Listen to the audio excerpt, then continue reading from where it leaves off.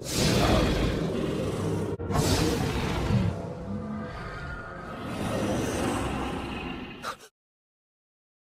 I'm about to drop some hope here. I know you guys need it. The trailer dropped not so long ago. Attack on Titan is returning in March. So let's kick off a year with a mind-blowing theory. For those who don't know what that stands for, AOE stands for Anime Original Ending. It's the idea that the anime will end differently to how the manga ended. This is probably something you guys have heard about before. I'm making another video on it because I think my thoughts on it have changed slightly. Don't get me wrong, I still believe that we're gonna get an anime original ending. But the way it's gonna happen, I think it's gonna be slightly different now. The series has a secret antagonist and I'm here to shed light on who that is. First of all, do I think we're even gonna get an anime original ending or am I just crazy? Well, the anime did end back in 2021 and to be super honest, I was disappointed. The ending was so bad, it was kind of suspicious. Whether you guys like the ending or not, it has to be admitted that the author could have done a better job and it could have been executed much better. Unless it was intentional. I realized on the final page we were left with Ymir and his team's final statement, finishing with, "Our battle is only just getting started." At first I kind of ignored it, but then it got me thinking, this isn't something you say without following up. Don't you guys find it strange? Take the Attack on Titan school casts. It's a set of fake previews done for the Attack on Titan manga, written and illustrated by Ymir himself. It ends with Eren, Mikasa and Armin watching a movie together. Clearly it was meant to embody the ending of a manga. When Eren is asked to review, he answers by saying that he enjoyed it because he was there watching it with his friends, and if there's ever a sequel, they should go and see it, implying that Ymir still has something to do, and that something could be an AOE. What's funnier is that there's only 8 chapters left to cover, but yet somehow they need a 2-part season to cover all of this. So there's gotta be something else to it, right? What if I told you that Ymir planned all of this from the beginning to have more than one ending, multiple timelines in fact, in other words, a multiverse? Yeah, that got your attention.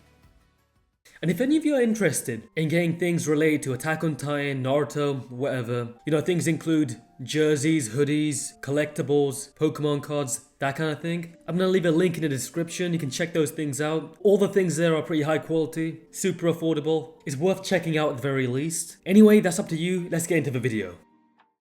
With the increasing popularity of multiverse theory in pop culture, it isn't that far-fetched. As earlier mentioned, Attack on Titan school casts are a set of fake previews which aren't meant to be taken seriously at all, but Ymir has claimed before that they're somehow connected to the main story. Eren even sees the school casts, Armin and Mikasa, in a shard and perhaps as an Easter egg or another timeline. At the end of the school casts, they confirmed that Titans really did exist in their world, but roughly around 100 years ago. So if taken seriously, this could be an alternate timeline within which Titans were eradicated 100 years prior. What's more interesting is Ymir said that he was inspired to do the school casts by the game Life is Strange. A game in which a protagonist lives a mundane school life until she comes across a childhood friend and gains the power to manipulate time, causing the game to have multiple endings. There's a clear interest Ymir has with alternate endings and alternate timelines. To prove this, let's start from the beginning. Back when Ymir was 18 years old before conjuring the story of Attack on Titan. Ymir would play the game Muv-Luv, a Japanese visual novel series which would quickly become his favourite. Muv-Luv is a goofy romance game that is about a high schooler called Takeru and his classmates including his annoying childhood friend Samika. It's kinda boring if you ask me, but weirdly enough, this game has multiple endings and allows you to pick your desired love interest. It makes you think, right? Does Ymir have a favourite type of game? Things take a darker turn in a sequel to this game called Muv-Luv Unlimited, in which Takeru wakes up crying, which is exactly how we're introduced to Eren in the Attack on Titan manga. Anyway, shortly after waking up, Takeru realizes that he's in an alternate world that has been invaded by man-eating aliens called the Beta. He is then forced to join the military and his classmates, other than Samika, who mysteriously doesn't exist, combat the Beta in these large mech suits to save humanity. Attack on Titan clearly has an almost identical premise if you remove the romance and replace the aliens with Titans. Ultimately, in this game, the protagonist Takeru loses to the Beta in every outcome, allowing 80% of humanity to be killed. Once again, kind of similar to Attack on Titan, right? He questions what the point of him trying to save humanity even was, since his downfall was seemingly set in stone. Similarly, Eren failed the rumbling and he killed 80% of the world's population. An extension of the ending called The Day After shows that Takeru allows society to kill themselves. In the same way, the Attack on Titan final chapter got an extension similar to this, in which Paradise Island was completely destroyed. The conclusion of Love Mob broke Ymir. He felt hurt, betrayed by his creator. Perhaps that's why he ended his own manga in the same way, even saying that he wanted to hurt the readers. And now, seemingly nowhere, the third installment of Muv-Luv drops, called Muv-Luv Alternative. Takeru wakes up to find himself back in his room crying again. Although he thinks the events of the second game, Unlimited, were nothing but a dream, he's wrong. Just like how Eren in the anime wakes up shocked from a long dream, Takeru wakes up crying leaves the house to find out that he's been sent back in time 3 years ago to the beginning of the events of Unlimited. Unwilling to accept the outcome, he learns from his mistakes to save mankind, but it comes at a price. It comes at the price of his friends. It goes deeper than that. We get the explanation into why Takeru had a second chance in the first place. Before I explain, I want you guys to understand what Isayama went through. He was obviously hurt, but he was also inspired. He was inspired by Muv-Luv Alternative, and it left an everlasting effect on him. According to Isayama, he quite simply ripped Muv-Luv Alternative off. And this is where it gets kind of interesting. Well, you see that it's revealed that before Takeru woke up, and before the game is set, Samika and Takeru were held captive by the Beta. But when they came to take Samika away from her cell, Takeru tried to defend her but was horribly killed right in front of her. This left her mentally broken, and they proceeded to experiment on her until nothing but a brain was left, which was found by the military later on in the game. The combination of fifth dimensional technology and the intense desire to see Takeru again caused her to be erased from history, but also stuck Takeru in a time loop. Every time he died, he'd wake up in his bedroom in the past with his prior knowledge until Samika and Takeru finally ended up together. Samika's death resulted in the time loop being ended and for humanity to finally overcome the Beta. If you haven't noticed already, Mikasa is obviously based on Samika. Like, come on, they're both annoying childhood friends and are romantically obsessed with their protagonist.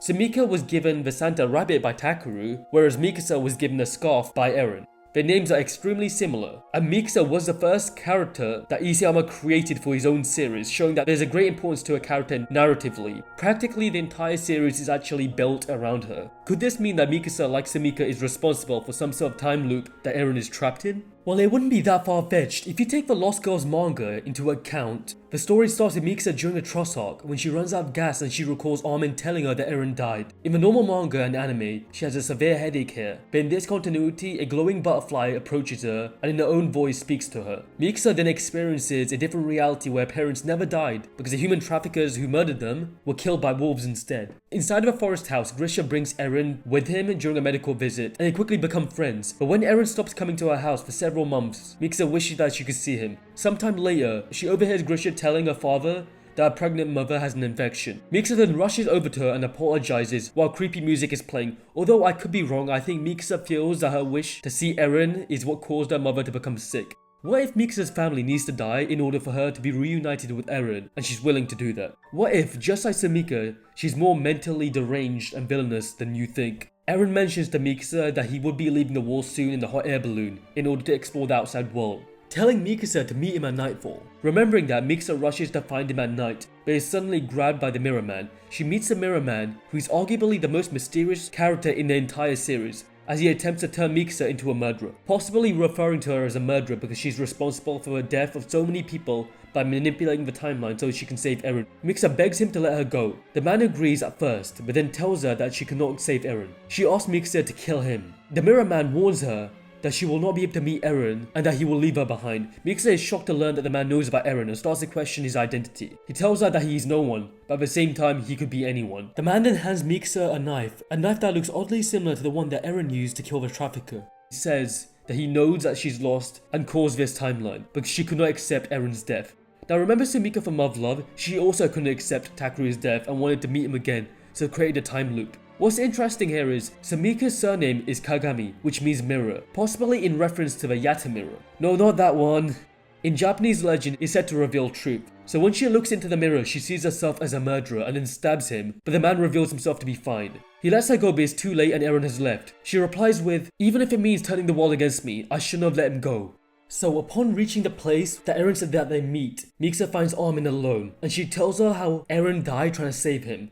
We then see Mikasa before War Moria has been taken back, which Mikasa knows that Eren will retake and destroy all of the Titans. After that, she won't be able to stop him from moving forward. She won't be able to stop the March of Fate that refers to the rumbling, implying that she knows the future, which is kind of scary. Yet Eren, according to her, is marked by the spectre of death, meaning in any outcome he will seek freedom and die. It is inevitable. All of this seems batshit crazy.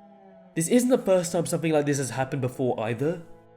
Think about it, Mikasa since the beginning of the series has had headaches at the most important times and it's linked to her wanting to see Eren. It's never really explained what the headaches are other than theories from Eren, like it being linked to the Ackerman curse, which is proven wrong. So let's go over what we already know. Just to clarify, a headache is indicated by a throb sound in the manga. So going off this information, the earliest headache that Mikasa has was when she unlocked the Ackerman powers to save Eren from her traffickers. Right before this, she says that she's seen this scene before, again and again as the trafficker chokes Eren. My theory is that she's seen this scene of Eren dying to the traffickers many times and has selected a timeline in which Eren does not die and survives. The second time that she experiences a headache is when Eren's mother is eaten by a titan.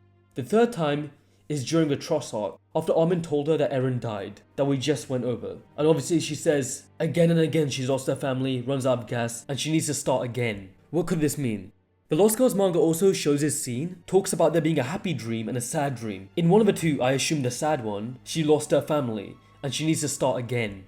In the canon anime, shows her see this split pomegranate, light then shines over it, and I believe that this fruit and seeds are the imagery for different outcomes and timelines. In Lost Girls, we see it from her perspective. On the pomegranate, she sees a butterfly that tells her that she can go back as far as she wants, but she can't save Eren. She wishes to see Eren again, envisions Kid Eren sleeping underneath that tree at the beginning of the series, which is very important but I'll go over later. And then out of nowhere, his Titan appears to protect her, implying that Mikasa was responsible for Eren surviving. Possibly Eren would have died here. The fourth time that she would have a headache is after Eren got kidnapped by the royal family, but here we see that Mikasa actually did hurt her head by hitting it, so I'm not going to speculate too much on that. The fifth time Mikasa experiences a headache is when Armin is burnt to a crisp by the Colossal Titan. She's about to lose Armin, who is like family to her, but ultimately he is injected with the Titan serum instead of Erwin so he can eat Bertold and survive. Many people question whether it was the right choice or not, within the series and out of the series. If there was ever going to be a point where different timelines are created, it would be here. What if Mikasa chose this outcome so Armin would live?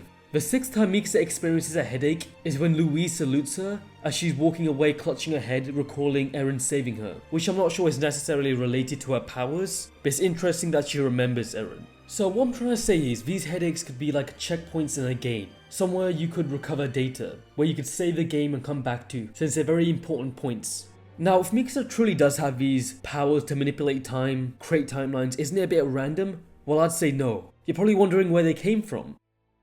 At the end of the manga, Mikasa suggested that headaches were caused by none other than the founder Ymir Fritz peeking into her mind. So I think these powers were lent to her by Ymir. It was Ymir's power that allowed Eren to travel back in time to influence his father's actions. So this isn't that far-fetched. According to Mikasa, she's a direct descendant of Ymir, making her of royal blood. This makes sense since Mikasa is an Ackerman on her father's side, who are Eldians, but more specifically, subjects of Ymir, who descended from Ymir Fritz, and were the only race capable of becoming Titans. The Ackermen specifically are the result of experimentation between subjects of Ymir and Titan science. So Ymir not only feels connected to Mikasa via blood, but can also exhibit Titan powers in human form. Meaning Mikasa is a perfect person could have lent the founders powers to, or perhaps was a perfect vessel for her to enact her own plans.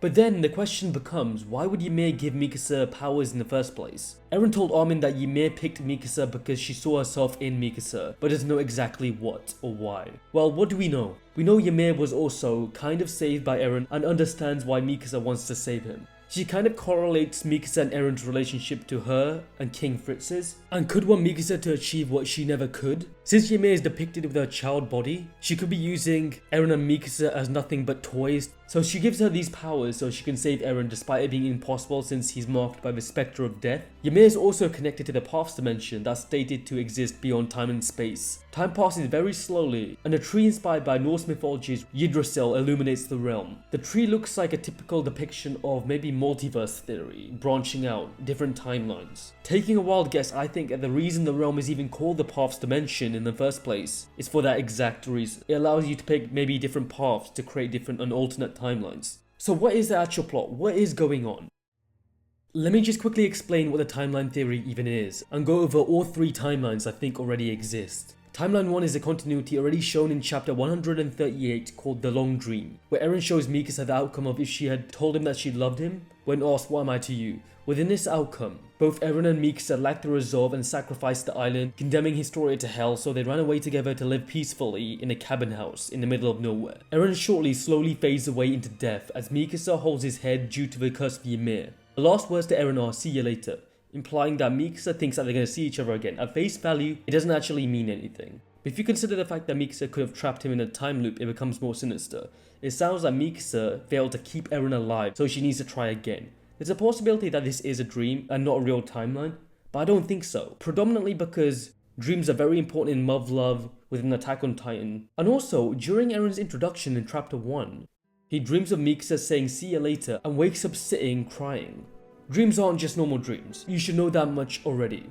If you look at the official coloring, you'll notice that it seems like a memory. This is Mikasa from a long dream, since you can see that Eren wakes up after crying and experiencing, in his own words, a long dream. He goes on to ask why Mikasa's hair is so long, since he saw an older Mikasa with the short hair, and then quickly forgets about this memory of what he saw, and then the events of the manga unfold. This isn't until we get to the anime, the third timeline. Eren's introduction is slightly different in his continuity. He wakes up crying, lying down, where his head was buried at the end of the manga. But instead of experiencing the long dream, the see you later one, instead he sees flowers, blood, titans appear, a fireplace with military attire, a child's bed with toys, dead Survey Corps members, and Eren's mother die. It's hard to say what this dream means, but it's certainly different to the one in the manga. This isn't just a studio accident, or it's going to be retconned easily. It's one of the most important plot points in the entire series. There's no way Ysir would have messed this up since he planned it from the very beginning. So that's one of the major differences between the manga and the anime. Another difference is that in the manga, Mikasa's scarf is black and in the anime it's red. The anime has consistently shown the scarf to be red, but in some of Eren's memories in the anime, we see a black scarf, showing it is possible that Eren has retained memories from a previous timeline, but forgot most of them. While seeing flashback memories in the anime, he even sees Falco's Titan moving towards Fort Salsa, which is obviously something that would happen later, so how can it be a past memory? And it leads me to believe he saw this because it happened in a previous timeline, the manga timeline. So my theory is when he kissed Histori's hand, he saw the past timeline, mistaking it as his future. I don't think he'd retain that knowledge permanently until he started the rumbling and had access to the paths permanently. In the manga, he acts like he's never seen the paths dimension before, but in the anime he does. Now the divergence point, or the point where I think we'll see the difference between the manga and the anime, could be at any point, basically starting from the first episode to the final episode of a final season part 3. Yes, the first episode back should be the divergence point, I think. In the manga, it was written, I quote, the path will diverge once again, implying that the divergence point is around there. Another reason I think it could be around there is because Eren also says, I quote, even if everything is set in stone, even if this is what I wanted, everything is still ahead. That's what he says in the manga. But Eren in the final episode of the anime last season instead says, everything happened by my will. The words set in stone are gone, despite them having a very important narrative meaning, being an important phrase to Muv-Luv, and are instead replaced with it happened by my will, proving that Eren in the anime is free and his fate isn't set in stone like it was in the manga. But more interestingly, Eren fights Annie and loses in the manga, but he doesn't give up here. In the anime, Armin tells him that to succeed he needs to be willing to sacrifice everything. Eren then transforms into his Berserk Titan, which is exclusive to only the anime, and then he thrashes Annie, saying that he's free and ready to destroy the world. Obviously he doesn't have any need or any narrative need to destroy the world yet, so maybe this is a reference to what he's gonna do in the future. Perhaps a Berserk Titan is something Eren can use to defeat fate and escape the time loop. Some have even argued that Eren in his upcoming season is going to use the Berserk Titan once again, since in the poster it's shown that he has this fiery form with blue eyes, which are the traits that the Berserk Titan has. To win he has to sacrifice everything like Takru. That's what he had to do to escape his own time loop and also beat the Beta. But this was only possible once Sumika was dead, so perhaps Mikasa needs to die in order for Eren to win. Perhaps it's the only way for Eren to be narratively free. Think about it. Eren has always sought freedom, according to himself, since the day he was born, and he won't let anybody cage him like an animal. Although he is destined to die on his journey, Mikasa is changing the timeline so they can be together forever. So it's indirectly controlling Eren's fate and taking away his freedom to choose. There are some implications that Mikasa might die as well. If you look at one of the other posters for the final season part 3, you'll see the alliance in one of the Colossus Titans footprints. This is similar of that imagery we saw of the season that just went's opening, in which you saw a footprint and a butterfly crushed. The alliance are also in the shape of his butterfly. Mikasa pretty much embodies a butterfly. In Lost Girls, a butterfly represents her ability to manipulate timelines, and the butterfly being crushed here kind of represents that the time loop will end, Mikasa will die, and perhaps even the rest of her alliance. In the Lost Girls manga, Mikasa acknowledges that Eren is on his march of fate and is unstoppable. No matter what the outcome, he will die seeking freedom. It's explained in the same Lost Girls manga that Eren is on the verge of being consumed by a great power by Grisha that can only be stopped by Mikasa. And Eren tells Mikasa that a great power will kill her. Could this be foreshadowing? Does she have to die? Isayama also stated in a guidebook that Mikasa is too controlling, almost like a mother, and Eren would have to eventually separate himself from her and vice versa. And this is where it begins to make sense. Isayama continues to say that male mangaka usually reject the notion of fated love, whereas the female mangaka might actually accept the notion of predestined love. And they say if you try to fight it, then you become a villain of the story. And that's exactly what's happening to Eren. He became the villain of his story to reject his fate, but is ultimately beaten in the manga. Isayama as a male mangaka thinks it's pitiful that Mikasa's existence is purely about being with Eren and that's her fate. He did intend to separate them the way he wanted to, but he said if he had done it the way he wanted to, he would have had extreme backlash. He implied that the separation would revolve Mikasa leaving the more selfish Eren to join the selfless Armin. Some of you might argue, well, Mikasa's already got over Eren in the manga, but has she really? She left 4 flowers on his grave when he died, meaning Shinju mede kimochi kamamari masin, which translates to my feelings won't change until I die. In other words, internal love. She cries over Eren and is eventually buried next to him in old age as well. So I don't think she actually ever got over him. She's pretending she got over him to act strong. I think that Mikasa is genuinely crazy, and no disrespect to her, I think it's a secret part of her character and would make an incredibly interesting reveal if it was true, because there's good reason for it. But I don't think she's genuinely evil though, because she is quite caring. Like when Eren killed all those kids in Liberio, she was visibly upset with that and said it was unjustifiable, and even protects Gabi later on. I wouldn't even be surprised if it was more so Ymir manipulating her and clouding her judgment, just driving her crazy. However, like I said earlier, I don't think Mikasa is fully aware of her powers and only gains awareness when she has the headaches for a short while. I also think it's the same with Eren. You know how he gains knowledge for a short while but now does have full knowledge? Ultimately, Mikasa is based off Sumika. She's pretty crazy, and there was a clear intention for Isayama to focus that part of her character. I think there'd be a lot of irony here because Mikasa is constantly calling herself strong. She needs to reinforce this idea, showing people she's strong. And I don't think she's necessarily sure of herself, and is instead conflicted. There's definitely some underlying meta-commentary for modern females in pop culture to be made here. I think people are too fixated on women being strong, heroic, all of these things. Honestly, I don't think it matters. You can be as emotional or stoic as you want as a woman, and the same goes for if you're a man.